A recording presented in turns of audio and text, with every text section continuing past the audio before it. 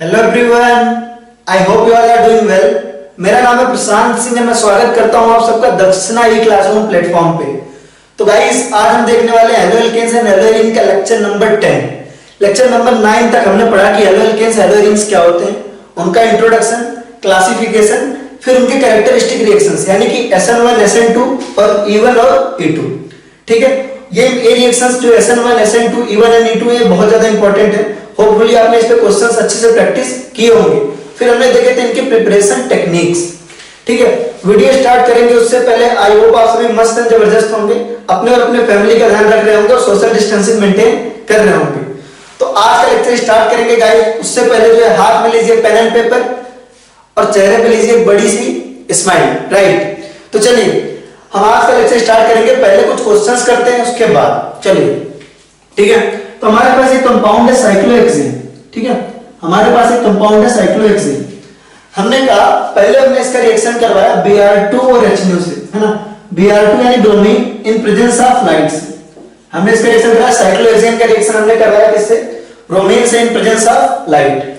तो हमारा कंपाउंड बना A। ठीक है, फिर हमने इसका रिएक्शन करवाया आपका जो है KCN से करवाया। किससे करवाया? KCN से कराया, पोटेशियम साइनाइड से करवाया। फिर आपका जो प्रोडक्ट मिला वो मिला आपको B।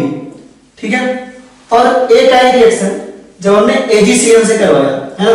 किससे करवाया? आपका AgCN से करवाया, तो हमको मिला C। क्या मिला? C।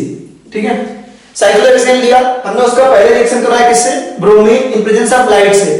फिर हमने उससे बना हमारा A, और A से हमने रिएक्शन करवाया KCN से बना B, और AgCN से करवाया बना C। तो पहले आपको बताना है A B C और क्या है ना, A B C क्या है, और फिर बताना है कि B और C में रिलेशन क्या है। Relation between B and C, relation between B and C, है ना। और इसमें बहुत सारे बच्चे ऐसा बोलते हैं कि हम लोगों के रिलेशन में इंटरेस्टेड नहीं है, लेकिन यहाँ बताना पड़ेगा, है ना। जब भी आपको केमिस्ट्री में पूछा जाएगा आपको B एंड C के बीच क्या रिलेशन, आपको बताना पड़ेगा। अब चाहे आप दो लोगों के रिलेशन में इंटरेस्टेड हो या नहीं। चलिए, तो हुआ क्या, आपके पास एक साइक्लोहेक्सेन। ठीक है, आप वीडियो पॉज करके होपफुली आपने ट्राई किया होगा। ठीक है, आपको तो क्या करना है, केवल स्ट्रेचू बोलना है, उसके बाद से केवल क्या करना है, ट्राई करना है। चलिए देखिए, हमारे पास था साइक्लोहेक्सेन। साइक्लोहेक्सेन का हमने ब्रोमीन का के साथ रिएक्शन करवाया इन प्रेजेंस ऑफ लाइट। आपका बना क्या? A। ठीक है, तो ब्रोमिनेशन जब भी होगा आपका एक पोजीशन पे क्या आ जाएगा? ब्रोमीन आ जाएगा। तो A की जगह पे क्या आएगा आपका? यहाँ पे आपका एक जगह लग जाएगा, ब्रोमीन लग जाएगा। ऑब्वियस सी बात है, सारी पोजीशन आइडेंटिकल है, कहीं भी लगाओ कोई फर्क नहीं पड़ता। ठीक है, तो यहाँ पे आया आपका ब्रोमीन। ठीक है, ब्रोमीन का रिएक्शन आपने KCN से करवाया, तो KCN से रिएक्शन करवाने पे होगा क्या, जब KCN से रिएक्शन करवाते हैं यहां से कौन सा न्यूक्लियोफाइल निकलता है? आपका CN- निकलता है, और कार्बन के थ्रू आपका डोनेट करता है, और बनेगा क्या? आपका बनेगा ब्रोमीन की जगह आ जाएगा आपके पास, यहाँ पे ब्रोमीन की जगह पे आ जाएगा आपके पास CN। लेकिन अगर इसी का रिएक्शन AgCN के साथ करवाते हैं तो वो नाइट्रोजन के थ्रू डोनेट करता है। ठीक है, तो ये हो जाएगा आपका B, और AgCN से अगर करवाया तो आपका C क्या बन के आएगा? C बन के आएगा आपका NC लग जाएगा, उसकी जगह क्या लग जाएगा? आपका NC लग जाएगा। तो यहाँ पे था आपका CN और यहाँ पे आया आपका NC। ठीक है, तो आपके पास हुआ ये B और ये हुआ आपके पास C, है ना। ये था आपके पास B और ये था आपके पास C। ठीक है, तो B और C के बीच रिलेशन क्या हुआ? B and C are functional isomer. क्या हुए आपके पास? Functional isomer. क्यों? क्योंकि आपके केमिकल फॉर्मूला तो सेम है। अगर आप दोनों कंपाउंड को देखें, यहाँ पे आपके पास क्या है? साइनाइड है, और अगला क्या है आपका? आइसोसाइनाइड है। AgCN आपका क्या देता है? आइसोसाइनाइड देता है NC। तो केमिकल फॉर्मूला तो सेम है, लेकिन फंक्शनल ग्रुप अलग है। यहाँ पे साइनाइड और यहाँ पे क्या आपके पास? आइसोसाइनाइड। तो they both are functional isomer. तो ये तो हो गया आपका पहला क्वेश्चन। तो होपफुली आप सब में मैक्सिमम लोगों का सही हुआ होगा, राइट। ठीक है, सेकंड क्वेश्चन देखते हैं। सेकंड क्वेश्चन आपके पास है इथेन। क्या है? इथेन। सिंपल मॉलिक्यूल लेते हैं। इथेन से कह रहा है कि सबसे पहले हम करा रहे हैं क्लोरीन का reaction in presence of light. Ethane का हमने रिएक्शन करवाया किसके साथ? क्लोरीन के साथ इन प्रेजेंस ऑफ लाइट। ठीक है, तो हमारा बन के आ रहा है A। फिर कह रहा है इसके साथ रिएक्शन हम करवा रहे हैं अल्कोहलिक KOH का। बेवड़ा KOH के साथ रिएक्शन करवा रहे हैं। बेवड़ा KOH के साथ रिएक्शन के बाद क्या होता है? बेवड़े KOH के साथ रिएक्शन के बाद एलिमिनेशन होता है, वहां से बनता है आपका B, है ना। फिर क्या है? B का रिएक्शन हम करा रहे हैं Br2 in presence of CCl4 के साथ, तो बन रहा आपका C। ठीक है, आपको बताना ये है कि A B C और A B C तीनों क्या है? चलिए गोली की स्पीड से करिए, ठीक है। तो होपफुली आप सब में मैक्सिमम लोगों ने इसको ट्राई कर लिया। इसको करके देखते हैं। तो देखिए यहाँ क्लोरीनेशन हो रहा है, तो जब भी क्लोरीनेशन होता है, क्लोरीनेशन कहता है कि भाई जहां जहां कार्बन sp3 हाइब्रिडाइज्ड होगा वहां वहां जाके मैं अटैच हो जाऊंगा, है ना। क्लोरीन कहता है कि भाई जहां जहां आपका कार्बन sp3 हाइब्रिडाइज्ड हो वहां वहां जाके मैं अटैच हो जाऊंगा। लेकिन अच्छी बात यह है कि ये दोनों कार्बन एक जैसे हैं। अगर आप यहां लगाओ या यहां लगाओ, दोनों में कोई डिफरेंस है नहीं। यहां पे लगाओ या यहां पे लगाओ, दोनों में कोई खास डिफरेंस है नहीं। तो हमने किसी पे भी लगा दिया, तो यहां पे लगाया हमने CH3, CH2 और Cl। हमारे पास आ गया इथाइल क्लोराइड। क्या आ गया आपके पास? Ethyl chloride. और आपको क्या पता है इथाइल क्लोराइड कैसा है? आपका इस तरीके का है ना। इसका बेवड़ा KOH के साथ रिएक्शन करवाएंगे, तो बेवड़े KOH के साथ रिएक्शन के बाद यहाँ पे क्या होता है? एलिमिनेशन होता है। क्या होता है? एलिमिनेशन और डबल बॉन्ड आ जाएगा। तो हुआ क्या? ए आपका निकल के आया, ए निकल के आया आपका CH3, CH2, Cl। इसका अल्कोहलिक KOH के साथ रिएक्शन करवाओगे, अल्कोहलिक KOH के साथ 100% एलिमिनेशन होगा और क्या बन के आएगा आपका? इथीन बन के आएगा। क्या बन के आएगा? इथीन। तो जो बी हुआ है ना, बी हुआ वो आपका क्या हुआ? इथीन हुआ। और इथीन का Br2 और CCl4 के प्रेजेंस में रिएक्शन क्या होगा? तो क्या बन के आएगा आपका? CH2 CH2 Br और Br। ये चीज ध्यान रखें, ठीक है। अच्छा, अगर हमको बोला गया होता कि है ना, इसको थोड़ा सा इरेज कर लेते हैं, इरेज करने के बाद करते हैं, ठीक है। चलिए, अगर हमसे ये बोला गया होता कि भाई इसी बी का रिएक्शन, बी का नहीं ए का, जो इथाइल क्लोराइड है, ठीक है, इसको हम फिर से कर ही लेते हैं, नया क्वेश्चन के फॉर्म में कर ही लेते हैं। इसको थोड़ा सा देखेंगे। हमसे कहा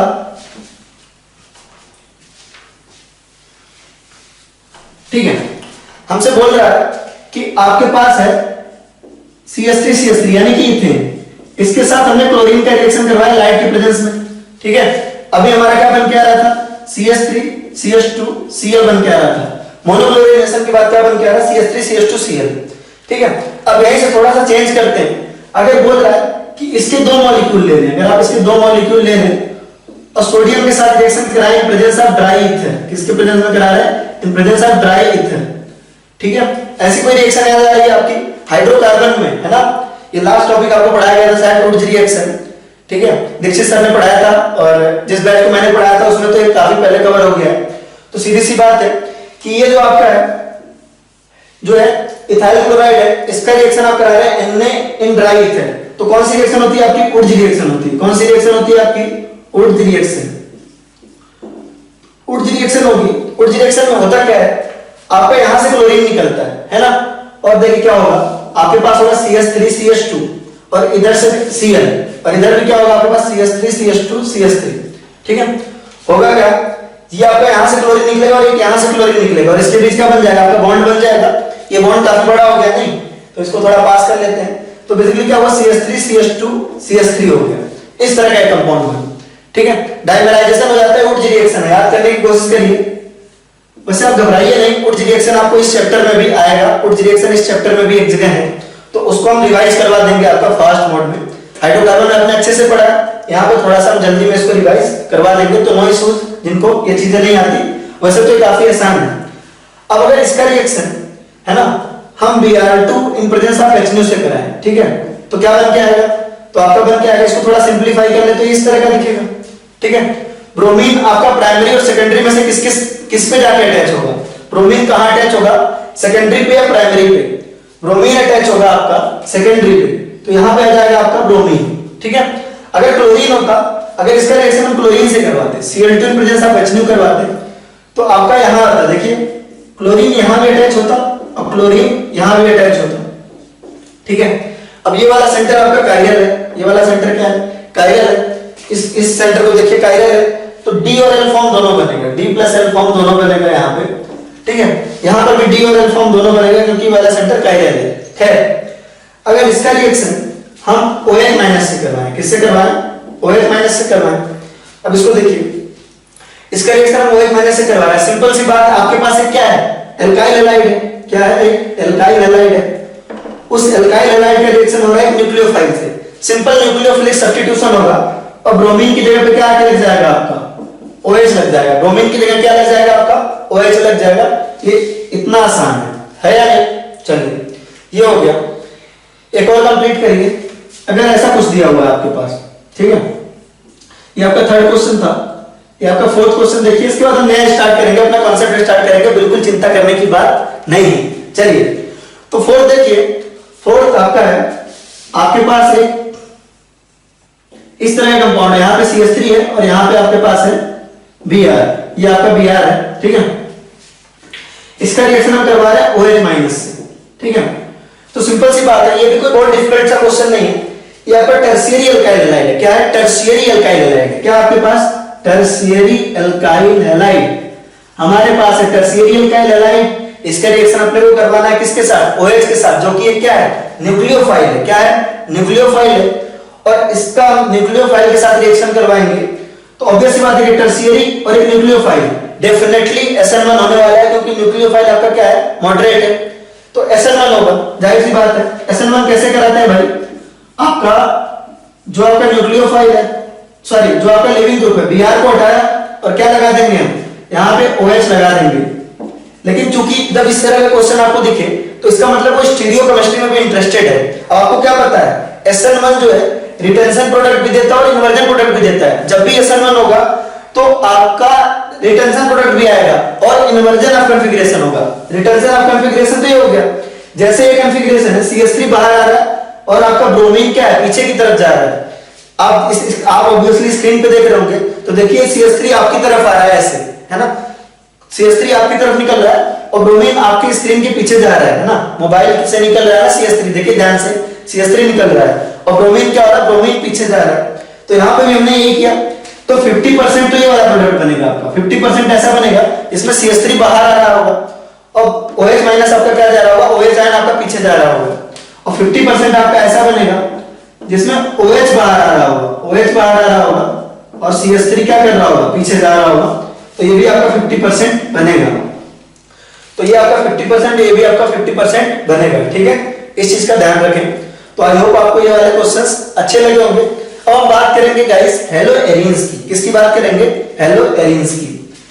तो यार हमारा हमने देखा कि हेलो एल्केन्स की जो मोस्ट इंपॉर्टेंट रिएक्शन है वो कौन सी वाली है? वो है आपकी न्यूक्लियोफिलिक सब्स्टिट्यूशन रिएक्शन, जहां पे आपका एक न्यूक्लियोफाइल है, वो क्या कर रहा है? कार्बन और हाइड्रोजन का बॉन्ड ब्रेक कर रहा है और न्यूक्लियोफाइल और कार्बन के बीच क्या कर रहा है? बॉन्ड बन जा रहा है ना। न्यूक्लियोफिलिक सब्स्टिट्यूशन में यही तो हो रहा था कि आपका जो कार्बन और हाइड्रोजन का बॉन्ड है वो ब्रेक हो रहा है और जो है आपका कार्बन और न्यूक्लियोफाइल के बीच जो बॉन्ड बन रहा है, ठीक है, कार्बन और न्यूक्लियोफाइल के बीच बॉन्ड बन रहा है। तो हम आते हैं हेलो एरिन्स पे और देखते हैं कि हेलो एरिन्स किस तरह का बिहेवियर शो करते हैं। तो हेलो एरिन्स है हमारा, तो देखते हैं हेलो एरिन्स क्या होते हैं आपके। हेलो एरिन्स, हेलो एरिन्स आपने पहले भी देखा था कि हेलो एरिन्स कहते किसको है? हेलो एरिन्स के लिए भाई सिंपल सी बात है, हमने लिया एक बेंजीन रिंग। क्या लिया आपके पास?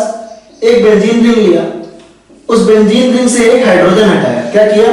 एक हाइड्रोजन हटाया और उस हाइड्रोजन की जगह हम क्या लगा दें? एक हेलोजन लगा दें, कोई भी हेलोजन एटम लगा दें। यहाँ पे वो हेलोजन एटम हो सकता है आपका फ्लोरीन, क्लोरीन, ब्रोमीन या आयोडीन, ऐसा कुछ भी लगा दिया आपने, तो इसको हम क्या कहते हैं? हेलो एरिन्स कहते हैं, ठीक है।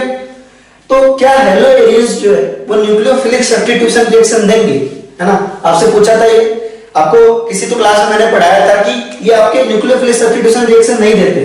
अगर आप किसी भी हेलो एरिन का, सपोज हम यहाँ पे सबसे अपना फेवरेट वाला हेलो एरिन लेते हैं, यहाँ पे क्लोरोबेंजीन ले लेते हैं। क्या करते हैं? क्लोरोबेंजीन ले लेते हैं। तो क्लोरोबेंजीन लिया हमने, इसका रिएक्शन हम OH माइनस से करवा रहे हैं। क्या करवा रहे हैं? इसका रिएक्शन हम OH आयन से करवा रहे हैं, तो आपका ये रिएक्शन नहीं देगा। यानी कि अगर आप एक्सपेक्ट कर रहे हो तो ऐसा कुछ बनेगा, तो ऐसा कुछ नहीं होगा। और ऐसा कुछ क्यों नहीं होगा, इस चीज पे आता है, ठीक है। तो जाहिर सी बात, आपके पास एक हेलो एरिन है, उसका रिएक्शन आपका OH आयन यानी कि एक न्यूक्लियोफाइल से करा है, तो ये न्यूक्लियोफिलिक सब्स्टिट्यूशन नहीं दे रहा है। क्या कर रहा है? न्यूक्लियोफिलिक सब्स्टिट्यूशन रिएक्शन नहीं दे रहा है। इसका रीजन क्या है? तो पॉइंट में लिखेंगे, है ना, लिखना स्टार्ट करेंगे। लिखिए हेलो एरिन्स आर, लिखना स्टार्ट करेंगे। Haloarenes are extremely less reactive, haloarenes are extremely less reactive towards nucleophilic substitution reaction. Haloarenes are extremely less reactive towards SN reactions. जो न्यूक्लियोफिलिक सब्स्टिट्यूशन रिएक्शंस होते हैं उनसे extremely less reactive होते हैं। क्यों होते हैं, है ना? इसके बारे में मैंने आपको थोड़ा सा पहले भी बताया था रीजन। जो हमारा पहला रीजन है ना, आपको मैक्सिमम लोग को रीजन पता है, सोचने की कोशिश करिए।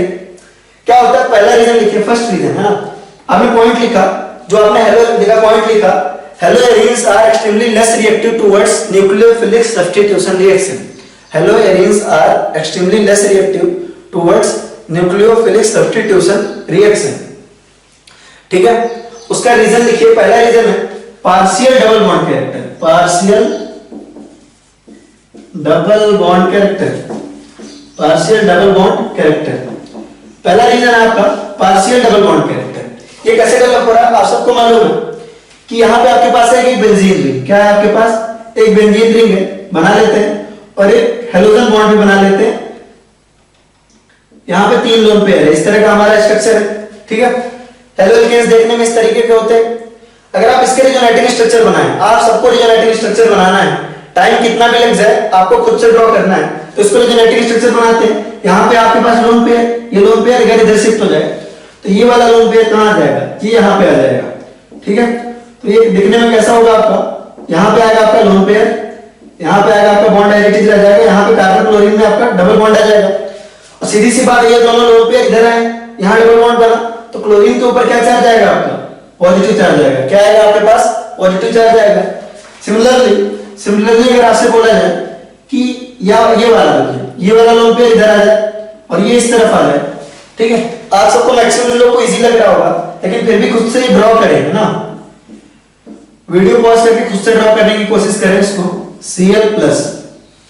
फिर होगा क्या, फिर होगा यहां से Cl, ये वाला लोन पेयर इधर आएगा और ये इस तरफ आ जाएगा।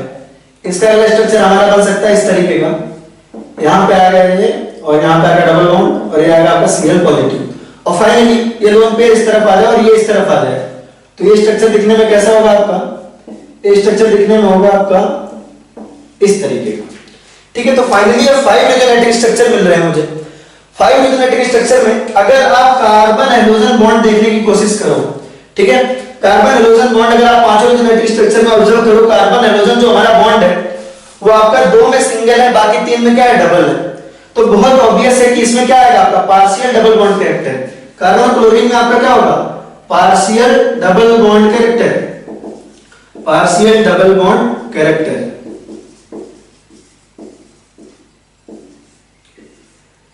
अब देखिए पार्शियल डबल बॉन्ड कैरेक्टर आ गया, यानी कि बॉन्ड अब क्या हो रहा है, स्ट्रांग हो रहा है। सिंगल की जगह ये बॉन्ड क्या है, और स्ट्रांग है, ये कहीं 1 और 2 के बीच आ रहा है इसका बॉन्ड ऑर्डर। यहाँ पे डबल बॉन्ड कैरेक्टर है, यानी इसका जो बॉन्ड ऑर्डर है वो 1 और 2 के बीच है, और अगर 1 और 2 के बीच है इट मींस वो बॉन्ड क्या है, स्ट्रांग है। और बहुत ऑब्वियस सी बात है यार, न्यूक्लियोफिलिक सब्स्टिट्यूशन की कहानी क्या है, आप किसी के साथ बॉन्डेड हो और कोई नया न्यूक्लियोफाइल आ रहा है जिसको देख के आपको बॉन्ड बनाने का मन कर रहा है, आपने एग्जिस्टिंग बॉन्ड तोड़ा और न्यूक्लियोफाइल को क्या किया, अपने पास अटैच किया। आपने एग्जिस्टिंग बॉन्ड तोड़ा और न्यूक्लियोफाइल को अपने साथ क्या किया, अटैच किया। लेकिन क्या हो रहा है कि हेलोएरिन्स के केस में जो मोस्ट इंपॉर्टेंट रीजन है वो ये कह रहा है कि भाई जो बॉन्ड है, कार्बन और क्लोरीन का जो बॉन्ड है वो क्या है आपका, पार्शियल डबल बॉन्ड कैरेक्टर है। क्या है आपके पास, पार्शियल डबल बॉन्ड कैरेक्टर, यानी बॉन्ड अब स्ट्रांग है। तो लाइफ में भी ये होता है कि अगर आपके साथ किसी का बॉन्ड ऑलरेडी स्ट्रांग है तो आने वाला न्यूक्लियोफाइल कुछ नहीं कर सकता, आपका बॉन्ड एज इट इज रहेगा, मजबूत रहेगा, है या नहीं। तो कार्बन और क्लोरीन के बीच अभी जो बॉन्ड है ना, कार्बन और हाइड्रोजन के बीच जो बॉन्ड है वो बहुत ज्यादा स्ट्रांग है। और स्ट्रांग बॉन्ड हो, अगर मजबूत है ना रिलेशन है, अगर मजबूत बॉन्ड है तो वो कभी भी ब्रेक नहीं हो सकता, कोई भी न्यूक्लियोफाइल है चाहे कुछ भी आ जाए। तो यहाँ पे आपका बॉन्ड स्ट्रांग है तो न्यूक्लियोफाइल की वजह से कोई फर्क नहीं पड़ेगा, ये बॉन्ड ब्रेक करना क्या है, डिफिकल्ट है। पार्शियल डबल बॉन्ड कैरेक्टर की वजह से क्या होगा, आपका बॉन्ड स्ट्रेंथ क्या होगा, इंक्रीज होगा। सीधी सी बात है, बॉन्ड स्ट्रेंथ ही तो मेन है। आपका बॉन्ड स्ट्रेंथ अगर ज्यादा है तो ये डिफिकल्ट टू ब्रेक होगा। लाइफ की भी यही कहानी है, अगर आपका बॉन्ड स्ट्रेंथ स्ट्रांग है, बॉन्ड स्ट्रेंथ आपका क्या है, बहुत हाई है, तो क्या होगा, डिफिकल्ट टू ब्रेक होगा। क्या होगा आपका, difficult to break, difficult to break. ये सारे पॉइंट्स आप लिख लें, डिफिकल्ट टू ब्रेक। और ब्रेक करना डिफिकल्ट होगा तो न्यूक्लियोफिलिक सब्स्टिट्यूशन रिएक्शन क्यों देना चाहेंगे, बहुत ऑब्वियस है। ये हो गया हमारा पहला पॉइंट, ठीक है। अब हम आएंगे दूसरे पॉइंट पे, ठीक है। ठीक है, आई होप आपको समझ में आ गया होगा। तो ऑर्गेनिक केमिस्ट्री को लाइफ से रिलेट करें, इट इज वेरी इजी, है ना। चलिए नेक्स्ट है आपका, नेक्स्ट पॉइंट है आपका sp2 हाइब्रिडाइज्ड कार्बन। नेक्स्ट आपका है sp2 hybridised carbon, sp2 hybridised carbon, ठीक है। अब ये sp2 हाइब्रिडाइज, देखिए आपका हेलो एल्केन में क्या हो रहा था, हेलो एल्केन को एक ले लेते हैं, बना लेते हैं, छोटू सा हेलो एल्केन बना लेते हैं। यहाँ पे जो आपका कार्बन है वो क्या है आपका, ये कार्बन जो है वो sp3 हाइब्रिडाइज्ड है, क्या आपका sp3 हाइब्रिडाइज्ड है। और यहाँ पे हेलो एरिन्स में अगर आप देखो, हेलो एरिन्स में देखो तो जो कार्बन है वो कौन सा हाइब्रिडाइजेशन है आपका, sp2 है। कौन सा हाइब्रिडाइजेशन है आपका, sp2 है। ये आपका sp3 और ये आपका क्या, sp2, ठीक है। अब जाहिर सी बात है कि यहाँ पे s कैरेक्टर कितना परसेंट है, s कैरेक्टर आपका 25% और यहाँ पे s कैरेक्टर कितना है आपका 33.33%। s कैरेक्टर जो यहाँ पे वो कितना 25% है और यहाँ पे कितना आपका 33.33%, ठीक है। s कैरेक्टर ज्यादा कहाँ है, s कैरेक्टर ज्यादा है यहाँ। आपको क्या पता है, एक नारा है भाई, बिल्कुल मेरे साथ साथ रिपीट करेंगे, more is the s character more is the electronegativity, more is the s character more is the electronegativity, ठीक है। तो यहाँ पे जो इलेक्ट्रोनेगेटिविटी है कार्बन की वो है कम और यहाँ पे इलेक्ट्रोनेगेटिविटी है वो है ज्यादा। तो कार्बन और क्लोरीन बॉन्ड को अगर आप ऑब्जर्व करो, ठीक है, तो अगर sp2 हाइब्रिडाइज्ड है तो इसकी इलेक्ट्रोनेगेटिविटी क्या होगी, हाई होगी। और अगर इलेक्ट्रोनेगेटिविटी कार्बन की हाई होगी, सोच के देखो, कार्बन और क्लोरीन जो कि ऑलरेडी अपने बीच बॉन्ड बना रखे हैं, ये कार्बन है और ये क्लोरीन है, इन्होंने बॉन्ड बना रखे हैं, ठीक है। तो ये बॉन्ड किस नेचर का होता है, आपका पोलर नेचर का होता है। और ये पोलर नेचर क्यों अराइज होता है, ये पोलर नेचर क्यों होता है, यहाँ पे आपका आता है स्लाइटली पॉजिटिव चार्ज, यहाँ पे स्लाइटली नेगेटिव चार्ज। ये क्यों अराइज होता है आपका, ये अराइज होता है due to difference of electronegativity. क्यों अराइज होता है, इलेक्ट्रोनेगेटिविटी डिफरेंस की वजह से अराइज होता है, इलेक्ट्रोनेगेटिविटी डिफरेंस की वजह से ये अराइज होता है। तो आपका अगर कार्बन का इलेक्ट्रोनेगेटिविटी ज्यादा रहेगा तो ऑब्वियस सी बात है ये वाला बॉन्ड उतना पोलर नहीं होगा, सीधी सी बात है। अगर आपके कार्बन की इलेक्ट्रोनेगेटिविटी बढ़ेगी तो कार्बन और क्लोरीन के बीच की इलेक्ट्रोनेगेटिविटी डिफरेंस क्या होगी, घटेगी। कार्बन की इलेक्ट्रोनेगेटिविटी बढ़ेगी तो कार्बन और क्लोरीन के बीच की इलेक्ट्रोनेगेटिविटी क्या होगी, आपकी डिफरेंस घटेगी। डिफरेंस घटेगा, इसका पोलर नेचर घटेगा, पोलर नेचर घटेगा तो कार्बन क्लोरीन से क्या करेगा, कम बॉन्ड खींच पाएगा, ऑब्वियस सी बात है। तो इसके ऊपर जो पॉजिटिव चार्ज आएगा वो कम आएगा, इसके ऊपर जो पॉजिटिव चार्ज आएगा कम आएगा, बहुत ऑब्वियस सी बात है। पहले आप वीक थे, है ना, पहले आप वीक थे, आपकी इलेक्ट्रोनेगेटिविटी कम थी, आपकी सारी एनर्जी कोई खींच ले जा रहा था, आपके सारे इलेक्ट्रॉन्स कोई खींच ले जा रहा था। अब आप कंपैरेटिवली ज्यादा स्ट्रांग है तो ज्यादा इलेक्ट्रॉन्स वो आपसे नहीं खींच पाएंगे, है या नहीं। और ज्यादा इलेक्ट्रॉन अगर नहीं जाएंगे तो इसके ऊपर जो पॉजिटिव चार्ज होगा वो ज्यादा होगा, सॉरी वो कम होगा, है ना। यहाँ से इलेक्ट्रॉन ज्यादा नहीं जा रहे तो पॉजिटिव चार्ज क्या होगा, कम होगा। तो न्यूक्लियोफाइल को ये बहुत ज्यादा ऐसे भी अट्रैक्ट कर नहीं पाएगा, न्यूक्लियोफाइल को बहुत ज्यादा अट्रैक्ट कर नहीं पाएगा, ठीक है। ये इंपॉर्टेंट पॉइंट था, तो इसको as it is point wise लिखते जाएं यार, जो मैं हिंदी में भी बोल रहा हूं उसको भी आप नोट करते जाएं। थर्ड है आपका, थर्ड देखिए, अगर आपका कहीं SN1 रिएक्शन होता है तो कैसे होता है, SN1 रिएक्शन कैसे होता है। SN1 रिएक्शन होता है हमारा, ये हमारे पास क्या है, ये हमारे पास है एक बेंजीन, ठीक है, इसके ऊपर लगा हुआ हेलोजन। अब SN1 रिएक्शन के पहले स्टेप में क्या होता था, SN1 के रिएक्शन में पहले स्टेप में होता था ये वाला बॉन्ड ब्रेक होता था और यहाँ पे बनता था आपका कार्बोकेटायन, क्या होता था आपका कार्बोकेटायन बनता था और ये Cl- बनता था, ठीक है, इस तरीके का। तो होगा क्या, ये जो कैटायन बनता है ना ये इतना स्टेबल नहीं, क्योंकि यहाँ पे जो कार्बन है वो बहुत ज्यादा इलेक्ट्रोनेगेटिव है ना। ये जो कार्बन और इलेक्ट्रोनेगेटिव है उसके ऊपर जो पॉजिटिव चार्ज है ना वो अनस्टेबल है ना, वो क्या है आपका अनस्टेबल है। इसको आप कहते हैं फिनाइल कैटायन, क्या कहते हैं आपका फिनाइल कैटायन, तो unstable phenyl cation. Third point आप लिखेंगे unstable phenyl cation. Unstable phenyl cation बनेगा तो SN1 तो ऐसे भी नहीं हो पाएगा, ऑब्वियस सी बात है, ठीक है। तो पहला पॉइंट था आपका, पहला पॉइंट था, सारे पॉइंट्स आपको बकायदा नोट करने हैं, नोट्स इतना एग्जॉस्टिव बनाओ, जितनी बातें मैं बोल रहा हूं ना उसको भी नोट करते जाओ, ये बहुत अच्छा तरीका है, मैं बता रहा हूं। आप अभी तो सब कुछ याद रखोगे, बाद में आपको सारी बातें भूल जाएंगी, इस चीज को आप थोड़ा सा ध्यान में रखो, ठीक है। अब सीधी सी बात है अनस्टेबल फिनाइल कैटायन, ठीक है। फोर्थ जो आपका पॉइंट है, ये काफी मैंने डिजाइन बन गया बोर्ड पे, फोर्थ पॉइंट इधर लिख लेते हैं, इसलिए फोर्थ पॉइंट है हमारा, फोर्थ पॉइंट कह रहा है कि हेलो एल्केन देखने में कैसा होता है, इस तरीके का होता है। यहाँ पे आपके खूब सारे इलेक्ट्रॉन होते हैं, आपको पता है बेंजीन जो होता है वो इलेक्ट्रॉन खूब सारे उसके पास है, बेंजीन में इलेक्ट्रॉन से प्रचुर मात्रा में है, इलेक्ट्रॉन उसके पास इलेक्ट्रॉन रिच है ना, बेंजीन के पास क्या है, इलेक्ट्रॉन रिच है, ये देखिए खूब सारे इलेक्ट्रॉन है, इलेक्ट्रॉन रिच रिंग है। न्यूक्लियोफाइल कैसा होता है आपका, न्यूक्लियोफाइल भी इलेक्ट्रॉन रिच है। अब ये भी इलेक्ट्रॉन रिच है और ये भी इलेक्ट्रॉन रिच है, तो एक जेन्युइन रिपल्सन तो बस बनता ही है ना। तो फोर्थ पॉइंट है कि इलेक्ट्रॉन रिच बेंजीन, मतलब इलेक्ट्रॉन रिच बेंजीन रिंग और इलेक्ट्रॉन रिच आपका न्यूक्लियोफाइल, इन दोनों के बीच क्या होता है, रिपल्सन होता है। तो ये 4 फैक्टर्स हैं जिसकी वजह से जो हेलो एलियंस होते हैं वो जो है आपका न्यूक्लियोफिलिक सब्स्टिट्यूशन रिएक्शन नहीं दे पाते, ठीक है, न्यूक्लियोफिलिक सब्स्टिट्यूशन रिएक्शन नहीं दे पाते, ठीक है। तो यार एक बात है, लेकिन ये सारी पॉइंट्स तो है ना, लेकिन उसके अलावा एक इंपॉर्टेंट फैक्टर ये है कि भाई जब हम चाहते हैं हमारी जिंदगी में हम जो चीज चाहते हैं वो हमको जरूर मिल जाती है अगर हम उसके लिए अच्छा खासा कोशिश करें तो, है नहीं। जिंदगी में ये है कि भाई चढ़ने वाले तो माउंट एवरेस्ट पे भी चढ़ गए, तो यहाँ भी ऐसा होगा, है नहीं, कि न्यूक्लियोफिलिक सब्स्टिट्यूशन रिएक्शन मुझे तो बड़ी मुश्किल दिख रही है, अभी आपको भी मुश्किल दिख रही होगी लेकिन अगर भाई है ना सामने वाला न्यूक्लियोफाइल एकदम अड़ी जाए कि भाई मुझे ना हर हालत में न्यूक्लियोफिलिक सब्स्टिट्यूशन करवाना ही है, तो 100% न्यूक्लियोफिलिक सब्स्टिट्यूशन रिएक्शन हो सकता है, क्यों नहीं हो सकता है, ठीक है। तो देखते हैं, तो अब देखते हैं ये वाला आपका क्या है, इस वाले में है ना एलोरीन्स में है ना न्यूक्लियोफिलिक सब्स्टिट्यूशन रिएक्शन देखने वाले हैं SNAR, हेडिंग डालिए SNAR। अभी ये नाम हम देख के कंफ्यूज मत हुआ करो, SN1 SN2 E1 और E2 ये सब देख के बिल्कुल कंफ्यूज नहीं होना अपने को। करना क्या है, इसका मतलब क्या होगा, सिंपल सी बात है, जो हेलो एरिन है वो किस तरह का देखने में, उसकी शक्ल इस तरह की है, ये एरोमेटिक रिंग है, बहुत ऑब्वियस सी बात है, एरोमेटिक रिंग है हमारे पास, ठीक है। तो nucleophilic substitution reaction at aromatic ring, यानी कि aromatic nucleophilic substitution, aromatic nucleophilic substitution. तो नाम देख के घबराना नहीं है यार, एरोमेटिक कंपाउंड है उस पर न्यूक्लियोफिलिक सब्स्टिट्यूशन करवा रहे हैं तो उसे हम कहते हैं एरोमेटिक न्यूक्लियोफिलिक सब्स्टिट्यूशन, सिंपल सी बात है, एरोमेटिक न्यूक्लियोफिलिक सब्स्टिट्यूशन। आप लिख सकते हैं इधर चाहें तो एरोमेटिक न्यूक्लियोफिलिक सब्स्टिट्यूशन, ठीक है।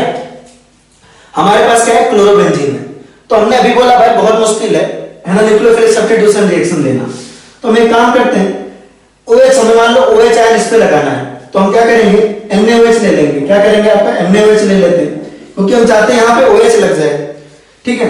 तो हमने कहा भाई मुश्किल तो है लेकिन एक्सट्रीम टेम्परेचर एक्सट्रीम प्रेशर दे दे, है ना 623 आपने दिया केल्विन टेम्परेचर, है ना 623 केल्विन टेम्परेचर, और आपने दिया 300 एटीएम प्रेशर, 300 एटीएम प्रेशर, और सेकंड आपने रिएक्शन कराया, आपने हाइड्रोलिसिस करवाई वाटर से, तो यहां पे आपका OH आ जाता है। अब देखिए भाई जाहिर सी बात है, कार्बन और क्लोरीन के बीच बॉन्ड बहुत ज्यादा स्ट्रांग था, सब कुछ था, सारे फैक्टर्स अभी हमने आपको गिनाए, लेकिन कोशिश करने वाला क्या नहीं कर सकता, इतने एक्सट्रीम टेम्परेचर पे और इतने एक्सट्रीम प्रेशर पे, अगर आप देखो प्रेशर कितना है 300 एटीएम है, कितना है 300 एटीएम, तो जाहिर सी बात है कि 300 एटमॉस्फेरिक प्रेशर बहुत ज्यादा होता है ना। आप देखो हमारे एटमॉस्फेयर का प्रेशर कितना 1 एटीएम, उससे 300 गुना ज्यादा है, टेम्परेचर भी बहुत हाई फाई है, टेम्परेचर भी बहुत ज्यादा है ना 100 डिग्री सेल्सियस पे तो पानी उबल जाता है, ये तो फिर भी 623 केल्विन है जो कि बहुत ज्यादा है, ठीक है।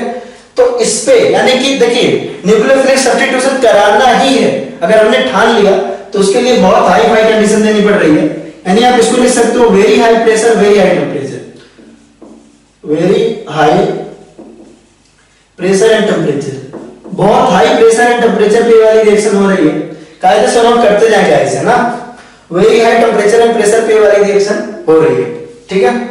अब देखिए चलिए ये बात तो हो गई हमारी कि बहुत हाई टेम्परेचर एंड प्रेशर लगाया तो फाइनली बॉन्ड ब्रेक हो गया और 50 चीज हुआ, लेकिन एक जनरल सी ऑब्जर्वेशन है उसके बारे में बात कर लेते हैं। ऑब्जर्वेशन ये है कि एक्सपेरिमेंट में पाया गया कि भाई अगर यहाँ पे नाइट्रोजन लगा दें, अगर पहला पोजीशन पे नाइट्रोजन लगा दें तो एक्सपेरिमेंट में पाया गया कि फिर इसकी रिएक्शन थोड़ी आसान हो जा रही है। अगर हम NaOH से रिएक्शन करवा रहे हैं तो ये वाली रिएक्शन इजी हो जा रही है। कैसे इजी हो जा रही है कि पहले हमको प्रेशर कितना देना पड़ रहा था 300 एटीएम प्रेशर, और टेम्परेचर कितना देना पड़ रहा था 623 केल्विन। अब ऐसा हुआ कि भाई प्रेशर की तो जरूरत ही खत्म हो गई, केवल अगर आपका टेम्परेचर 443 केल्विन है, 443 केल्विन टेम्परेचर पे रिएक्शन हो जा रही है, और रिएक्शन कन्वर्ट किस में हो जा रही है आपकी Cl की जगह पे आ जा रहा है आपका OH और NO2 तो एज इट इज रहेगा। तो ये पाया गया कि अगर पहला पोजीशन पे आपका NO2 है पहला पोजीशन पे अगर आपका NO2 है तो हुआ क्या उसकी वजह से आपका थोड़ा टेम्परेचर घटाने पे भी ये रिएक्शन हो जा रही है ना, और प्रेशर की तो जरूरत ही महसूस नहीं हो रही है ना। थर्ड है आपका थर्ड एक और चीज देखते हैं कि अगर हमने ऑर्थो पोजीशन पे भी NO2 लगा दिया, हमने ऑर्थो पोजीशन पे भी लगा दिया, तो एक चीज और ऑब्जर्व ये हुई कि NaOH और H+ तो लेना पड़ रहा है लेकिन जो टेम्परेचर है, प्रेशर की तो नीड ऑलरेडी खत्म हो गई, लेकिन जो टेम्परेचर है वो 6 सॉरी 368 केल्विन पे ही हो जा रही है ना, उसी पे कन्वर्ट हो जा रहा है। तो यार मैं जितना ऑब्जर्व कर पा रहा हूं कि NO2 को ऑर्थो एंड पैरा पे लगाने से प्रोसेस धीरे धीरे करके इजी होता जा रहा है या नहीं? एक लास्ट देखते हैं वो क्या है आपका, अगर हमने इस इधर वाले ऑर्थो पे भी लगा दिया, इधर वाले भी ऑर्थो पे लगा दिया और इधर वाले भी ऑर्थो पे लगा दिया, है ना? हमने क्या किया, इधर वाले ऑर्थो पे भी लगा दिया, इधर वाले ऑर्थो पे भी लगा दिया, इधर वाले ऑर्थो पे भी लगा दिया, NO2 लगा दिया।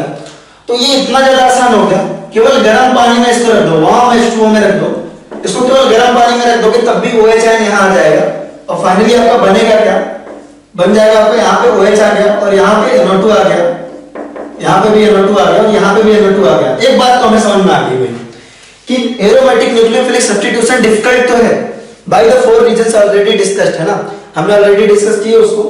लेकिन अगर बहुत हाई प्रेशर एंड टेंपरेचर देंगे तो ये चीज हो सकती है ना। जिंदगी में हमारी इच्छा हो ना तो हम पहाड़ भी पिघला सकते हैं, सेम है ना।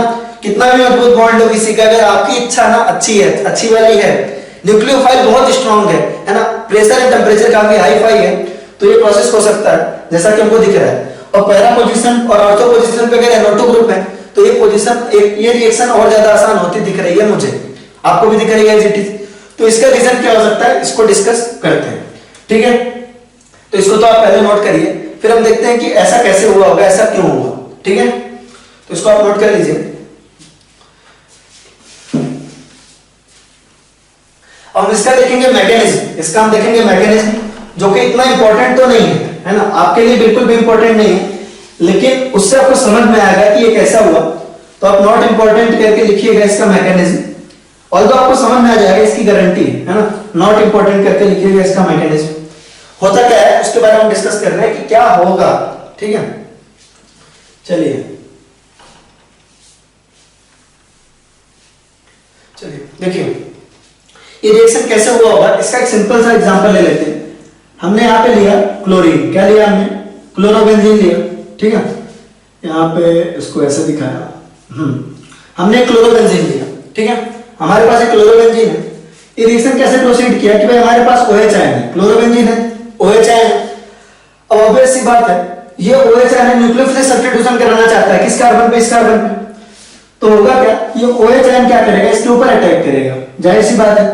OH आयन एक न्यूक्लियोफाइल, उसने क्या कर दिया, उसके ऊपर आक्रमण।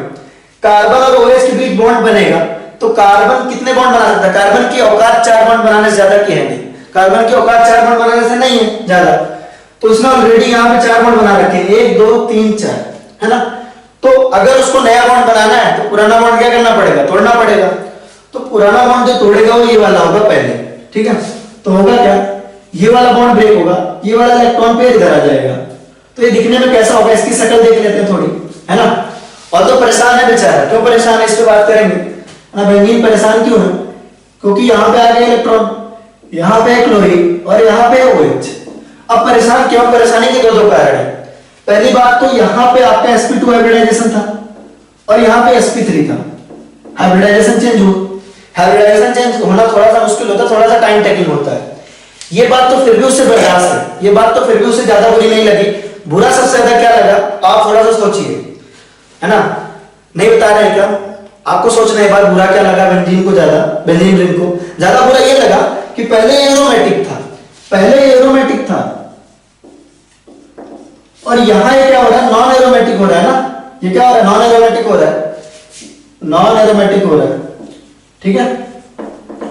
एरोमेटिसिटी लूज करना है, aromaticity is the ultimate stability, है ना। क्लास में नारा है क्या है कि aromaticity is the ultimate stability. अगर एरोमेटिक कंपाउंड है तो उसकी स्टेबिलिटी क्या है, ज्यादा। ये क्या है आपका, नॉन एरोमेटिक है, नॉन एरोमेटिक है तो एरोमेटिसिटी लूज किया।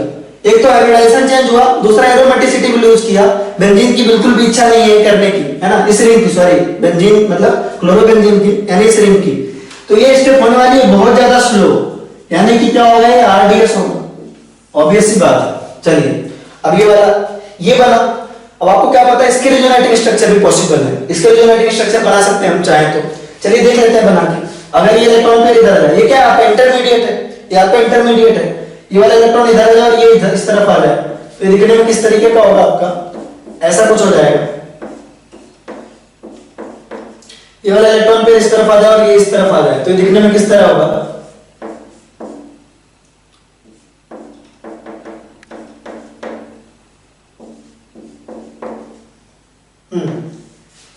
ये आपका जो इंटरमीडिएट है उसके जो है आपके क्या है, उसके आपके क्या है, रिजोनेटिंग स्ट्रक्चर्स है। ठीक है, इसका नाम होता है प्रॉपर मेसन-हाइमर कॉम्प्लेक्स। क्या होता है? मेसन-हाइमर कॉम्प्लेक्स। मेसन-हाइमर कॉम्प्लेक्स, और जो आपको याद रखना जरूरी नहीं है, इसीलिए लिखवा भी नहीं रहा हूं, इसको बोलते हैं मेसन-हाइमर कॉम्प्लेक्स। तो इतने रिजोनेटिंग स्ट्रक्चर में प्रेजेंट है। ठीक है, होगा क्या? अच्छा, इस चीज के बारे में बात करेंगे। पहले देखिए अगला स्टेप क्या होगा। अब नेक्स्ट स्टेप में क्या होगा, इनमें से कोई भी रिजोनेटिंग स्ट्रक्चर उठा लीजिए, हम पहला वाला ही उठाते हैं। अगले स्टेप में क्या होगा, अगले स्टेप में हमने एक उठा लिया, इनमें से कोई भी उठा लोगे, बात वही होगी, है ना। अगले स्टेप में होगा क्या, अगले स्टेप में देखिए जाना किसको है भाई, नया बॉन्ड किसके किसके बीच बन रहा है, कार्बन और OH के बीच में। टूटना किसके किसके बीच में है, कार्बन और हाइड्रोजन के बीच का बॉन्ड टूटना है। तो कार्बन और हाइड्रोजन के बीच का क्या कर लिया हमने, बॉन्ड ब्रेक कर लिया। अगले स्टेप में ये वाला बॉन्ड ब्रेक होगा, क्लोरीन ये वाला इलेक्ट्रॉन लेके जाएगा और ये इस तरफ एज इट इज आ जाएगा, और ये दिखने में कैसा होगा आपका, इस तरीके का होगा। यानी फाइनली ये बन गया। अब आप में से कोई समझ पा रहा है क्या? आप लोग इस मैकेनिज्म को देखिए, ये बिल्कुल भी इंपॉर्टेंट नहीं है, फास्ट स्टेप है, ये फास्ट स्टेप है। ये आपको मैकेनिज्म याद नहीं रखना, थोड़ा थोड़ा ध्यान रखेंगे काम चल जाएगा। हो क्या रहा है, पहले स्टेप में आपका क्या हो रहा है, OH ऐड हो रहा है, और है ना, फिर दूसरे स्टेप में क्या हो रहा है, आपका Cl निकल रहा है। OH का ऐड होना आपका क्या है, स्लो स्टेप है, और क्लोरीन का निकलना आपका क्या है, फास्ट स्टेप है। तो पहले आपका हो रहा है एडिशन और दूसरे पे हो रहा है आपका एलिमिनेशन, इसीलिए इसको एडिशन एलिमिनेशन मैकेनिज्म भी कहते हैं। क्या कहते हैं, एडिशन एलिमिनेशन मैकेनिज्म। SNAR तो कहते ही हैं, SNAR तो कहते हैं सब्स्टिट्यूशन एरोमेटिक न्यूक्लियोफिलिक सब्स्टिट्यूशन तो कहते ही हैं, है ना, एरोमेटिक न्यूक्लियोफिलिक सब्स्टिट्यूशन तो कहते ही हैं, साथ में एडिशन एलिमिनेशन मैकेनिज्म भी कहते हैं। क्या कहते हैं, एडिशन एलिमिनेशन मैकेनिज्म। पहले स्टेप में क्या हो रहा है आपका, एडिशन हो रहा है, दूसरे स्टेप में क्या हो रहा है आपका, एलिमिनेशन हो रहा है। तो इसको हम कहते हैं एडिशन एलिमिनेशन मैकेनिज्म। तो हम ऑब्जर्व क्या कर पा रहे हैं, हम ऑब्जर्व ये कर पा रहे हैं कि भाई इस स्टेप में पहले आपका OH ऐड हो रहा है, तो एडिशन का स्टेप क्या है आपका, स्लो है और रेट डिटरमाइनिंग है, क्या है, RDS है, और एलिमिनेशन आपका क्या है, फास्ट है। ठीक है, स्लो आपका क्या है, एडिशन आपका स्लो है और एलिमिनेशन आपका क्या है, फास्ट स्टेप है। बिल्कुल सही बात है। चलिए अब देखिए, ये हो गया आपका। ठीक है, अब आप में से आप सोच के बताइए कि ऑर्थो एंड पैरा पे NO2 लगाने से हमारा क्या फायदा हो रहा था, ऑर्थो एंड पैरा पे NO2 लगाने से हमारा फायदा क्या हो रहा है। ठीक है, होपफुली आप सबको मैक्सिमम लोग को पता हो गया क्यों हो रहा है। ठीक है, हो गया है। देखिए आप इसके जो ये आपको स्ट्रक्चर्स दिख रहे हैं, है ना, जो इसके आपके इंटरमीडिएट्स दिख रहे हैं, उन स्ट्रक्चर्स में आपका क्या हो रहा है, जो आपका नेगेटिव चार्ज है वो आपका ऑर्थो एंड पैरा पोजीशन पे आ रहा है। किस पोजीशन पे आ रहा है, ऑर्थो एंड पैरा पोजीशन पे। ठीक है, तो ऑर्थो एंड पैरा पोजीशन पे नेगेटिव चार्ज होने की वजह से, ऑर्थो एंड पैरा पोजीशन पे नेगेटिव चार्ज होने की वजह से क्या हो रहा है, अगर वहां पे हम कोई ऐसा ग्रुप लगा दें -m -i या -h जैसा, -m -h या -i जैसा कोई ग्रुप लगा दें, तो वो नेगेटिव चार्ज क्या हो जाएगा, स्टेबलाइज हो जाएगा। आप देखिए ये जो नेगेटिव चार्ज आ रहा है वो कहां आ रहा है, ऑर्थो पे आ रहा है, यहां भी ऑर्थो पे, यहां भी ऑर्थो पे, और यहां कहां आ रहा है, पैरा पे। तो अगर ऑर्थो एंड पैरा पे कोई -m -h या -i ग्रुप लगा दें तो ये रिएक्शन थोड़ी और स्पीड में हो जाएगी, थोड़ी और फास्ट हो जाएगी, बहुत ऑब्वियस सी बात है। तो अगर आप NO2 ग्रुप की बात करो, अगर आप NO2 ग्रुप की बात कर रहे हो, NO2 ग्रुप तो क्या है, अल्टीमेट -m, क्या है, अल्टीमेट -m है। अपने कोर्स में अगर -m ग्रुप्स की बात करें तो सबसे अच्छा -m ग्रुप यही है जो अपने कोर्स में है, उसमें सबसे अच्छा -m ग्रुप क्या है, आपका NO2 ही है। ये बहुत ही अच्छा -m ग्रुप है। ठीक है, तो NO2 आपने ऑर्थो एंड पैरा लगा, इसीलिए तो आपने देखा लास्ट वाले में, देखिए जिसमें हम सिर्फ गर्म पानी से रिएक्शन करवा दे रहे हैं, उसमें क्या हो रहा है, आपके पास OH के ऑर्थो एंड पैरा पोजीशन दोनों पे क्या है, NO2 लगा हुआ है। इनफैक्ट तीनों पे, दोनों OH ऑर्थो पे और तीसरे वाले पैरा पे भी आपका क्या लगा हुआ है, NO2 ग्रुप लगा हुआ है। तो रिएक्शन क्या फास्टेस्ट है, केवल गर्म पानी में वो रिएक्शन हो जा रही है, गर्म पानी में वो रिएक्शन प्रोसीड कर जा रही है। ठीक है, तो ये काफी आसान है। तो ये मैकेनिज्म आपको याद नहीं रखना, बिल्कुल घबराइए नहीं इतनी बड़ी बड़ी चीजें देख के, बस आप एक बार ऐसे देख लीजिए, काफी है इतना। ठीक है, आप इसको नोट करिए।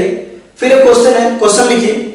ये क्वेश्चन इतना इंपॉर्टेंट नहीं है, ये क्वेश्चन जेईई में आता है, लेकिन अब एक इंपॉर्टेंट चीज मैं आपको सिखाना चाहता हूं जिससे आपको थोड़ा बहुत और अच्छी अंडरस्टैंडिंग है।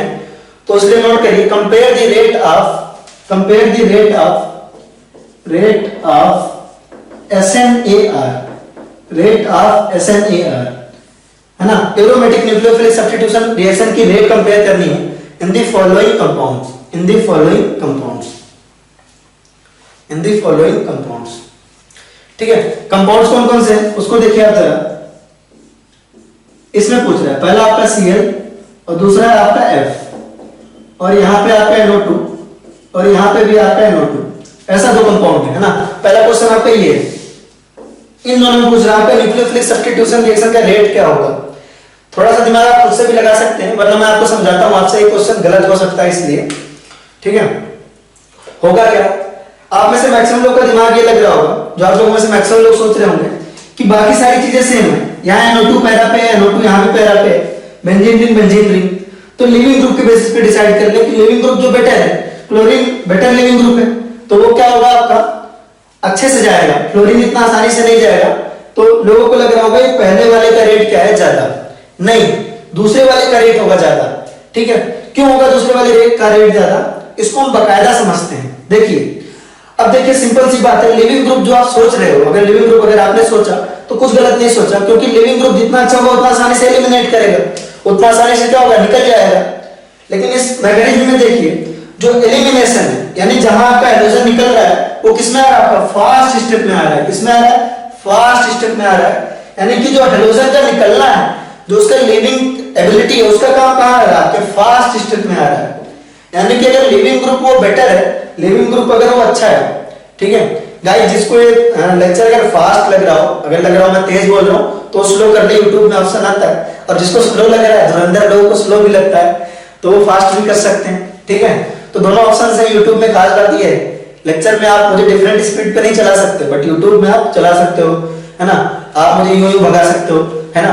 2x पे कर दो तो मैं यूं धर धर बोलने लगूंगा, अगर आप थोड़ा स्लो कर दो तो धीरे बोलने लगूंगा, आप स्टैचू बोल दो तो रुक जाऊंगा, तो आपके कंट्रोल में बहुत हूं मैं, है ना। तो आप चाहें तो वहां से कर लीजिए। तो देखिए थोड़ा जो हेलोजन का एलिमिनेशन है ना, कुछ बच्चे बहुत खुश हो गए ना कि आप तो मेरे कंट्रोल में, ऐसा नहीं। चलो, हेलोजन जो है उसका एलिमिनेशन किसमें आ रहा है, उसका एलिमिनेशन आ रहा है आपका फास्ट स्टेप में, किसमें आ रहा है, आपका फास्ट स्टेप में। और फास्ट स्टेप की वजह से रेट पे बहुत ज्यादा फर्क पड़ता नहीं है।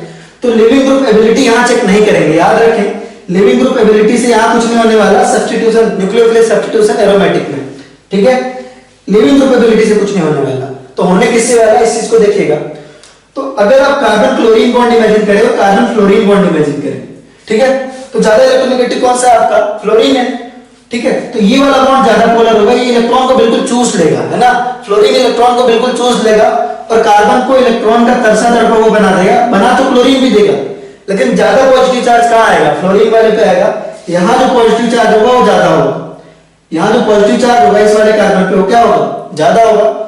और जहां ज्यादा पॉजिटिव चार्ज है OH आयन वहां पे ज्यादा, सिंपल सी बात है, OH आयन क्या है, उसके ऊपर नेगेटिव चार्ज हो, पॉजिटिव चार्ज को देख के ही तो अट्रैक्ट हो रहा है, तो पॉजिटिव चार्ज ज्यादा होगा तो OH आयन जल्दी से अट्रैक्ट होगा वहां पे, इसी वजह से। और ऑब्वियस बात है OH आयन का अट्रैक्ट होना किसका पार्ट है, स्लो स्टेप का पार्ट है, किसका पार्ट है, स्लो स्टेप का पार्ट है।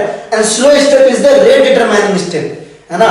ये दूसरी तीसरी चौथी और पांचवी बार बता दिए, 1000 बार बताएंगे और आपको 1000 बार रिपीट करना पड़ेगा। The slowest step is the rate determining step. तो रेट डिटरमिनेशन में जो फ्लोरीन है उसको तो निकल नहीं रहा है, किसका काम आ रहा है, यहाँ पे जो पॉजिटिव चार्ज है उसका काम आ रहा है।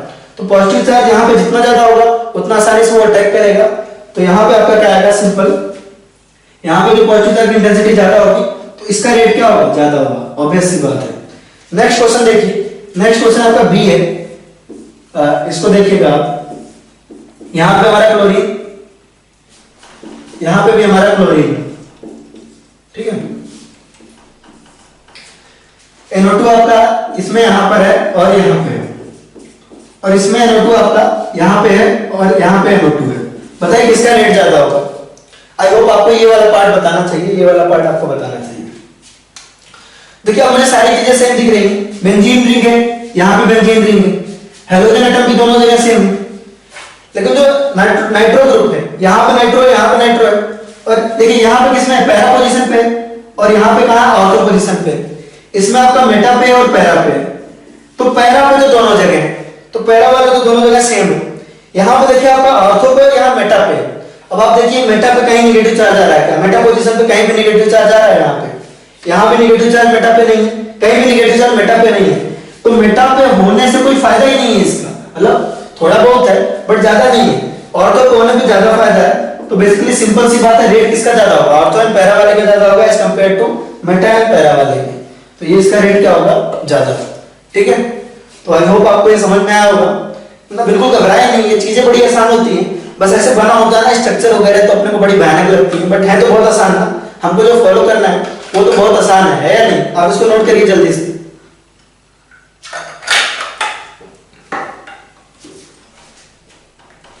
चलिए,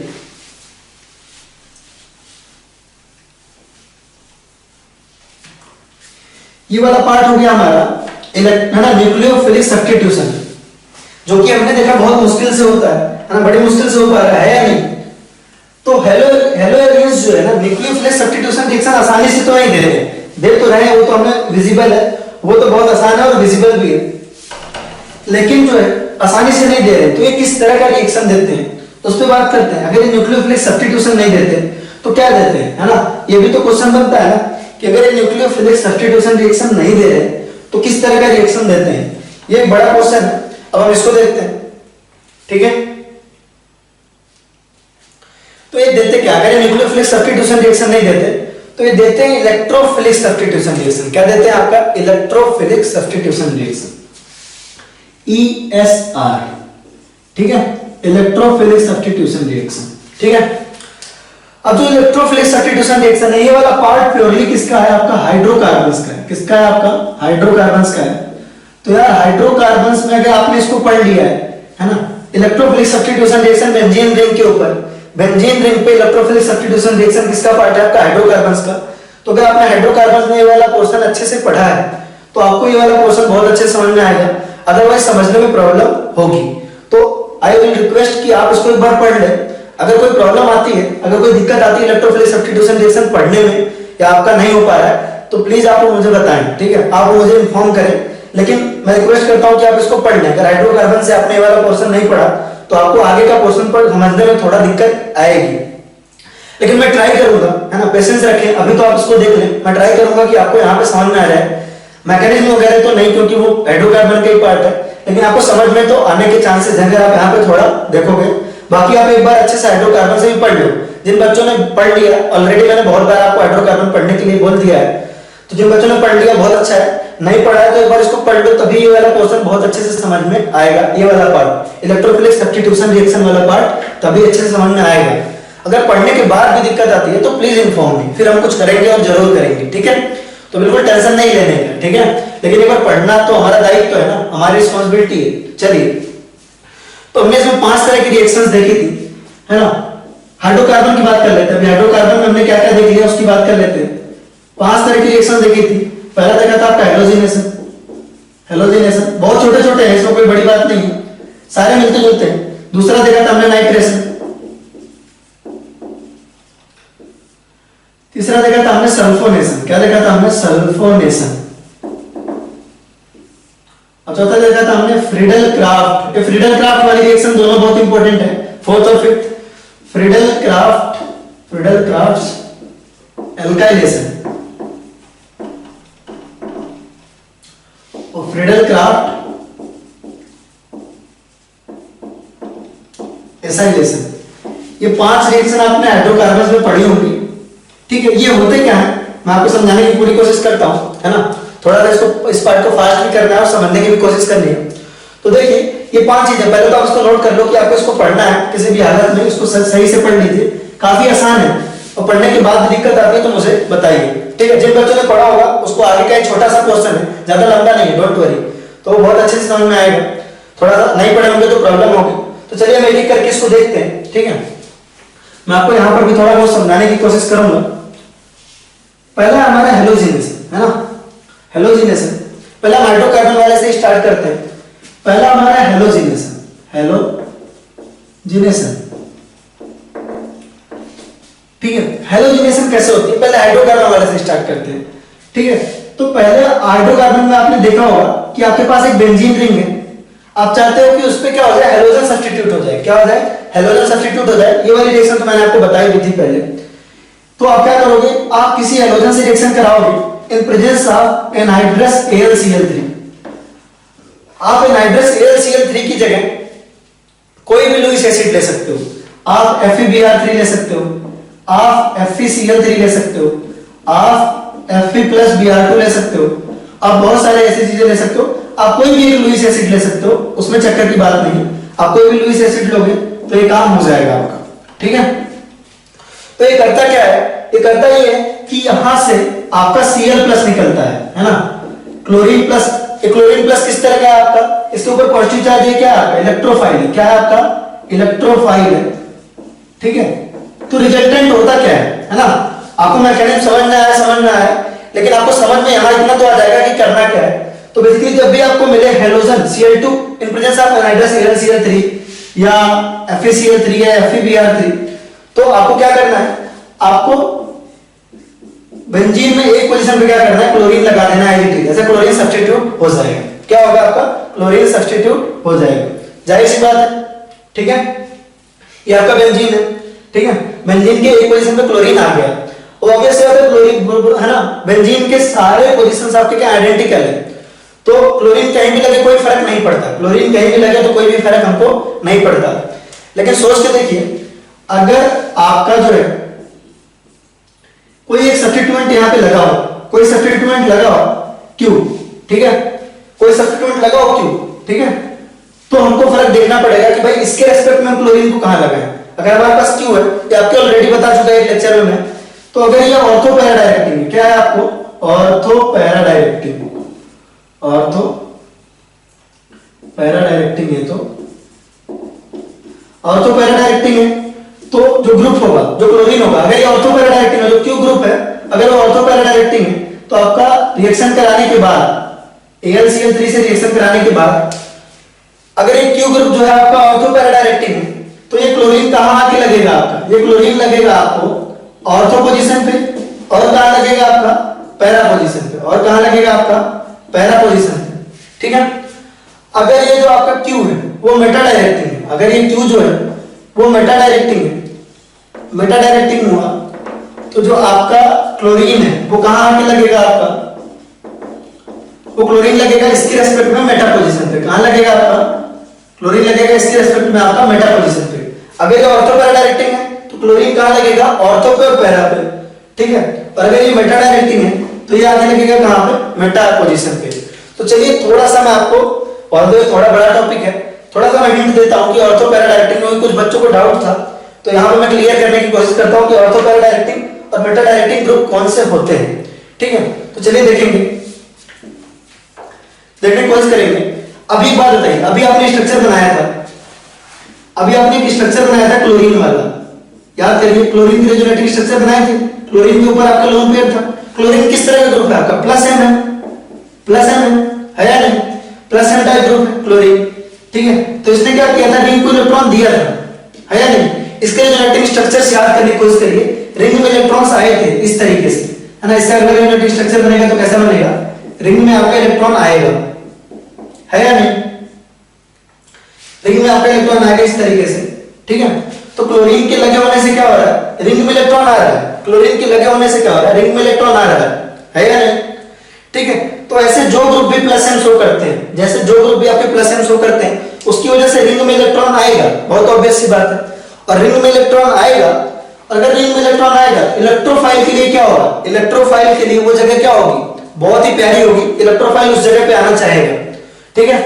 तो देखिए रिंग में जो इलेक्ट्रॉन आ रहा था, अभी हमने ऑब्जर्व किया, अगर आप इलेक्ट्रॉन देखेंगे तो कहां कहां आता है, आप प्लीज उस पर रेफर करिए, वीडियो पीछे कर सकते हैं, अपने नोट्स में रेफर करिए, रेजोनेटिव स्ट्रक्चर वाले उस पार्ट पे जो हमने दिखाया था ना, पार्शियल डबल बॉन्ड कैरेक्टर में आपको रेजोनेटिव स्ट्रक्चर बनवाए थे, क्लोरोबेंजीन की 5 रेजोनेटिव स्ट्रक्चर बनवाए थे ना, अभी इसी लेक्चर में आया है पार्शियल डबल बॉन्ड कैरेक्टर जो वाला टॉपिक है ना। पार्शियल डबल बॉन्ड कैरेक्टर में देखिए 5 रेजोनेटिव स्ट्रक्चर हमने बनवाए क्लोरोबेंजीन के, तो उसमें नेगेटिव चार्ज आ कहां पे रहे हैं, नेगेटिव चार्ज आ रहे हैं आपके ऑर्थो और पैरा पे, नेगेटिव चार्ज आ रहे हैं आपके कहां ऑर्थो एंड पैरा पे। तो नेगेटिव चार्ज अगर ऑर्थो एंड पैरा पे आ रहा है तो इलेक्ट्रोफाइल कहां आना चाहेगा, ऑर्थो एंड पैरा पे, तो ऐसे ग्रुप को हम क्या बोलते हैं, ऑर्थो पैरा डायरेक्टिंग, इतनी सिंपल सी बात है। लेकिन अगर ये क्यू ग्रुप कुछ इस तरीके का, देखते हैं अगर कुछ इस तरीके का है, इसको हम इधर बना लेते हैं, ऐसा है CHO टाइप है ना, CHO टाइप है, देखिए यहाँ पे CHO टाइप है, ये क्या आपका माइनस एम है, कौन सा ग्रुप है आपका माइनस एम है। तो माइनस एम ग्रुप क्या करते हैं, माइनस एन ग्रुप क्या करते हैं, आपका इलेक्ट्रॉन लेते हैं रिंग से, क्या करते हैं, रिंग से इलेक्ट्रॉन लेते हैं, तो आप नेगेटिव चार्ज इधर जाएगा, ये वाला चार्ज इस तरफ आएगा, तो रिंग पे पॉजिटिव चार्ज आएगा, क्या आएगा, रिंग पे पॉजिटिव चार्ज आएगा, है या नहीं। देखिए आप इसका जेनेटिक स्ट्रक्चर एक बार बनाइए यार, चलिए इसको देखते हैं, है ना, साफ सुथरी जगह पे बनाते हैं। फिगर कुछ इस तरह का लगा हो, कुछ इस तरह का लगा हो, देखिए इस तरह ग्रुप हमारे पास CHO टाइप, आपको पता है CHO कैसा ग्रुप है आपका, minus M. Minus M group क्या करेगा, यहां से इलेक्ट्रॉन खींचेगा अपनी तरफ, है या नहीं, इलेक्ट्रॉन खींचेगा तो ये वाला बॉन्ड इस तरफ जाएगा, तो इसका जेनेटिक स्ट्रक्चर आएगा किस तरह, पॉजिटिव चार्ज यहां आएगा और यहां पे आएगा आपका नेगेटिव चार्ज, यहां पे बन जाएगा आपका डबल बॉन्ड, ठीक है, ये एडिटी जैसा रह जाएगा। इसके और जेनेटिक स्ट्रक्चर अगर आप बनाएंगे, चलिए बना के देख लेते हैं, तो आपका पॉजिटिव चार्ज यहां पर आ जाएगा, देखिए इस जगह पे आ गया और ये एडिटी जैसा है।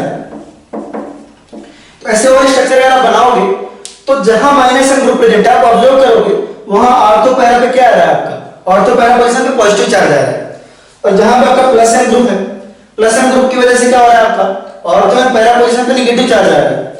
तो देखिए जब प्लस एन ग्रुप लगा हुआ है, कोई प्लस एन ग्रुप है ना, प्लस एन ग्रुप है, कोई भी ऐसा ग्रुप जो रिंग में इलेक्ट्रॉन डेंसिटी बढ़ाएगा, प्लस एन ग्रुप या कोई भी ऐसा ग्रुप जो रिंग में इलेक्ट्रॉन डेंसिटी बढ़ाएगा, है ना, वो क्या करेगा, है ना, ऑर्थो एंड पैरा पोजीशन पे इलेक्ट्रॉन डेंसिटी बढ़ा रहा है, ऑर्थो एंड पैरा पोजीशन पे क्या कर रहा है, इलेक्ट्रॉन डेंसिटी बढ़ा रहा है, ऑर्थो एंड पैरा पोजीशन पे। तो ऑर्थो एंड पैरा पोजीशन पे इलेक्ट्रॉन डेंसिटी ज्यादा है, तो इलेक्ट्रोफाइल जिसको इलेक्ट्रॉन की तलाश हो किस पोजीशन पे आना चाहेगा, ऑर्थो एंड पैरा पोजीशन पे। तो ऐसे ग्रुप होते हैं ऑर्थो पैरा डायरेक्टिंग, क्या होते हैं, ऑर्थो पैरा डायरेक्टिंग, ठीक है। लेकिन CHO टाइप के ग्रुप जो माइनस एम है ना, जो माइनस एम है वो क्या कर रहे हैं, ऑर्थो एंड पैरा पोजीशन पे पॉजिटिव चार्ज ले आ रहा है, क्या कर रहे हैं, ऑर्थो एंड पैरा पोजीशन पे पॉजिटिव चार्ज ले आ रहा है, तो पॉजिटिव चार्ज से तो इलेक्ट्रोफाइल दूर भागता है, तो ऑर्थो एंड पैरा पे तो कतई नहीं आएगा क्योंकि वहां पॉजिटिव चार्ज आ रहा है, तो कहां जाएगा आपका, मेटा पोजीशन पे जाएगा, कहां जाएगा, मेटा पोजीशन पे जाएगा, तो वो हो जाएंगे आपके मेटा डायरेक्टिंग। तो यार ये उन बच्चों के लिए था जिन बच्चों ने ortho para and Meta directing नहीं पढ़ा है, वैसे तो थोड़ा बड़ा टॉपिक है, आधे घंटे के आसपास लगते हैं पूरा बताने में डिटेल में, तो होपफुली आपको लेकिन समझ में आ गया होगा अच्छे से, तो आप इस पर रिवाइज करिए एक बार, आपका ये पूरा हो जाएगा क्लियर, ठीक है। तो सीधी सी बात है, ग्रुप अगर आपका ऑर्थो पैरा होगा तो वो ऑर्थो पैरा पे जाएगा, अगर मेटा डायरेक्टिंग होगा तो मेटा पोजीशन पे जाएगा, ठीक है। तो इतना पार्ट तो हमने हाइड्रोकार्बन में पढ़ा हुआ है, ये वाला, ठीक है। अब चूंकि हम हैलोजन पढ़ रहे हैं तो हैलोजन्स में रिएक्शन कैसे होगा, हैलोजेंस में रिएक्शन कैसा होगा, हमारा ये मुद्दा मेन है, ठीक है, हमारा ये मुद्दा मेन है। यानी कि अगर आपके पास क्लोरोबेंजीन है, क्या है आपके पास, क्लोरोबेंजीन, ठीक है, क्लोरोबेंजीन का अगर आप फिर से हैलोजनेशन करवा रहे है ना, इसका रिएक्शन करवा रहे हो Cl2 in presence of anhydrous AlCl3, तो पहले हमको ये देखना पड़ेगा कि ये क्लोरीन जो है वो ऑर्थो पैरा डायरेक्टिंग है, मेटा डायरेक्टिंग है, ठीक है। तो क्लोरीन इज ऑब्वियसली क्या, ऑर्थो पैरा डायरेक्टिंग, क्या है ये, ortho para directing, ortho para directing.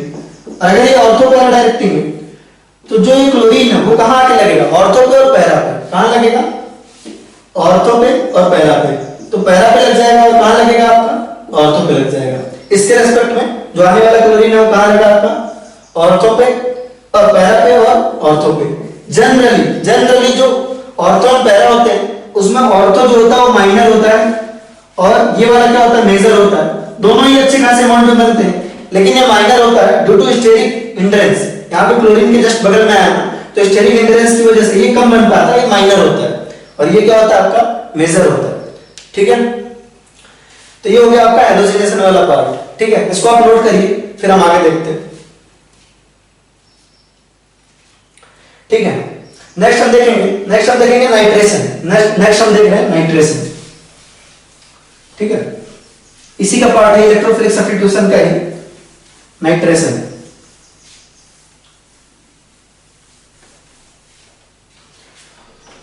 देखो यार बिल्कुल घबराना नहीं है अपने को, है ना, एक दो चीजें जो भी हैं हमारे पीछे की छूटी हुई वो कवर होने में कितना टाइम लगेगा, मैक्सिमम एक दो लेक्चर, नहीं समझ में होगा हम फिर बात करेंगे और कवर हो जाएगा। उसके आगे हम बहुत सारे प्रैक्टिस करेंगे क्वेश्चंस और बहुत मजा आने वाला है ऑर्गेनिक में। बस एक चैप्टर आप पेशेंस रखो, अभी आप बिल्कुल नए ज्वाइन हुए हो तो पेस मैच करने में थोड़ी तो प्रॉब्लम होगी ना, तो दोनों तरफ से प्रॉब्लम जेन्युइन होते हैं ना, जब भी रिश्ते नए होते हैं थोड़ी प्रॉब्लम शुरुआत में आती है एडजस्ट करने में, है या नहीं। चलिए लेकिन उसके अलावा तो बाकी मजा आ रहा होगा। जो चीजें पुरानी वाली हैं हाइड्रोकार्बन वगैरह की, वो चीजें थोड़ी परेशान कर रही है, उसके अलावा तो बाकी हमारा डन हो रहा है अच्छे से, कोई इशू नहीं है। हाइड्रोकार्बन वाला उसी पेज से पढ़ते रहे साथ साथ गाइस, है नहीं? चलिए ठीक है, चलिए हमारा नेक्स्ट है नाइट्रेशन। आपका हेलोजिनेशन हो गया, नाइट्रेशन हो गया। अब हम थोड़ा तेज करेंगे। नाइट्रेशन कैसा होता था? नाइट्रेशन हाइड्रोकार्बन वाला कैसा होता था? एक बेंजीन होता था, इसका reaction HNO3 concentrated HNO3 plus concentrated H2SO4 के साथ करते थे। Concentrated HNO3 plus concentrated H2SO4 के साथ करते थे और आपका नाइट्रेट ग्रुप, नाइट्रो ग्रुप आके लग जाता था। यहां पे क्या होता था? नाइट्रो ग्रुप लग जाता था, ठीक है, NO2 ग्रुप आके लग जाता था, ठीक है। लेकिन क्वेश्चन तो ये नहीं, हम हाइड्रोकार्बन तो पढ़ नहीं रहे, हम क्या पढ़ रहे हैं आपका? हम पढ़ रहे हैं आपका, ठीक है, तो हम पढ़ रहे हैं आपका हेलो एल्केन्स। तो अगर आपका यहाँ पे हेलो एइन है ना, यहाँ पे आपका क्लोरीन हो, ठीक है, और इसका नाइट्रेशन करवाना है ना, इस चैप्टर से रिलेटेड तो पॉइंट ही है, तो इसका नाइट्रेशन करवाना है तो कैसे होगा उसको देखते हैं। आपका यहाँ पे यूज करेंगे हम concentrated HNO3 plus concentrated H2SO4, concentrated HNO3 plus concentrated H2SO4 होगा क्या? ये रिएक्शन होगा और NO2 ग्रुप आके लग जाएगा, ठीक है। अब NO2 ग्रुप लगना कहां चाहिए, इसका जवाब आप दोगे। हमको इस ग्रुप को देखना रहता है कि ये ग्रुप ऑर्थो पैरा है या मेटा डायरेक्टिंग। ये ऑर्थो पैरा डायरेक्टिंग है, तो NO2 ग्रुप आके लगेगा कहां? आपके पैरा पोजीशन पे, और कहां लगेगा? आपके ऑर्थो पोजीशन पे। जनरली जो आपका ऑर्थो होता है वो माइनर होता है और जो पैरा होता है वो आपका क्या होता है? मेजर होता है ना, क्योंकि यहाँ पे स्टेरिक हिंड्रेंस होती है। It is as simple as that, ठीक है। ये तो हो गया नाइट्रेशन, ठीक है। तो क्लोरोबेंजीन का भी नाइट्रेशन हम ऐसे करवा सकते हैं HNO3 और H2SO4 की प्रेजेंस में, ठीक है। तीसरा है आपका, तीसरा जो है वो है आपका सल्फोनेशन। क्या है आपका? सल्फोनेशन। सल्फोनेशन कैसा होता है? सल्फोनेशन बहुत आसान है। आपने एक बेंजीन रिंग लिया,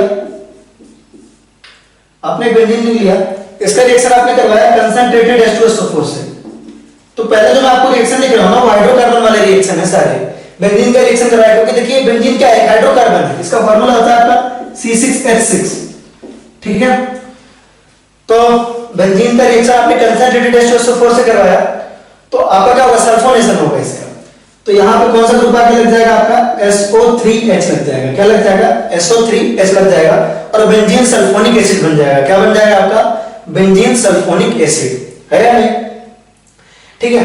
तो बहुत ऑब्वियस सी बात है, अगर आपको यही हेलोजन एटम में करवाना है, इसके आगे आप इधर नोट करेंगे, ठीक है।